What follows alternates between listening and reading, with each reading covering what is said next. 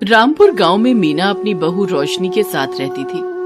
मीना अपनी बहू पर बहुत ज्यादा अत्याचार करती थी, जिस वजह से रोशनी बहुत ज्यादा परेशान रहती थी। मीना की एक बेटी थी जिसका नाम मनीषा था।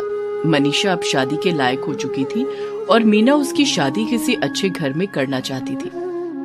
एक दिन की बात है, रोशनी काम कर रही थी, तभी वहां पर मीना आ गई और रोशनी से कहा, अरे करम चली, तुझसे कितनी बार कहा है कि खाना समय पर बना दिया कर, पर लगता है तुझे समझ में ही नहीं आता है। नहीं माँ जी, ऐसी कोई बात नहीं है, खाना बन गया है, मैं अभी आपके लिए लेकर आती हूँ। और ये कहकर रोशनी रसोई में चली गई और वहां से अपनी सास मीना के लिए खाना परोस लाई। खाना लाने के बाद रोशनी ने खाना मीना को दे दिया। मीना ने जब खाना खाया तो उसने रोशनी से कहा, अरे इसमें कितना ज्यादा नमक कर दिया है, क्या तुझे खाना बनाना भी नहीं आता है? अरे माँ जी, ऐसी कोई बात नहीं है, मैंने तो नमक सही डाला था, लगता है गलती से ज्यादा हो गया होगा। आप गुस्सा मत हो, मैं फिर से सब्जी बना देती हूँ।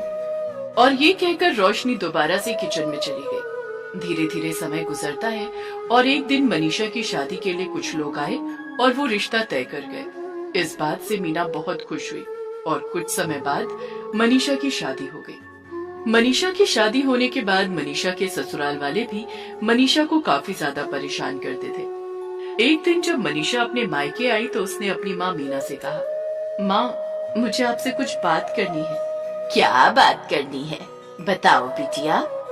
तभी वहाँ पर रोशनी आ गई और रोशनी ने अपनी सास मीना से कहा, माँ जी, मैं अपने घर कुछ दिन रह आऊं क्योंकि मेरी तबीयत ठीक नहीं रहती है। अब तो सोच रही हूँ कि मैं अपने घर कुछ दिन बिताऊं। नहीं, कहीं भी जाने की जरूरत नहीं है, आजकल तेरे कुछ ज्यादा ही पढ़ निकल आए हैं। हमेशा मायके जाना और काम ना करना, बस यही तेरा काम हो गया है। कभी ससुराल पर भी ध्यान दे लिया कर। माँ जी, मुझे पूरे 1 साल हो गए हैं, मैं मायके नहीं गई हूँ, अब तो मुझे मायके चले जाने दीजिए। दीदी भी तो अपने मायके आई हैं। मुझसे ज्यादा जबान चलाती है, चल जा यहाँ से, बड़ी आई मायके जाने वाली। और ये कहकर उसने रोशनी को वहाँ से भगा दिया। रोशनी के जाने के बाद मनीषा ने अपनी माँ से कहा, माँ, आपको भाभी से ऐसा व्यवहार नहीं करना चाहिए, आखिर वो भी किसी की बेटी है। तू मुझे मत सिखा कि मुझे कैसा व्यवहार करना है। अच्छा, तू मुझे कुछ बता रही थी तो बता।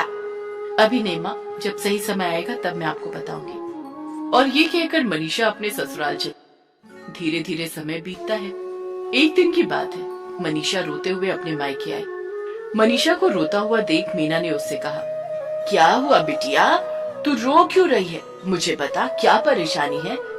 इस पर मनीषा ने अपनी माँ को सारी बात बताई और उनसे कहा, माँ, जिस तरह आप अपनी बहू पर अत्याचार करती हैं, उसी तरह मेरी सास भी मुझ पर बहुत ज्यादा अत्याचार करती है और इसी वजह से अब मैं वापस ससुराल नहीं जाऊंगी। ये सुनकर मीना बहुत ज्यादा परेशान हो गई और उसने मनीषा से कहा, अरे बेटा, पर मैं तेरी भाभी के साथ कहाँ बुरा व्यवहार करती हूँ, मैं तो बस उसे समझाती हूँ। नहीं, मैंने देखा है, जिस तरह आप भाभी के साथ व्यवहार करती हैं, वैसा ही व्यवहार मेरी सास मेरे साथ करती है। किसी ने बिल्कुल सही कहा है कि जैसा आप सोचोगे या करोगे, वैसा ही आपको भी मिलता है। यदि आप किसी के साथ बुरा करते हैं तो आपके साथ भी बुरा ही होता है।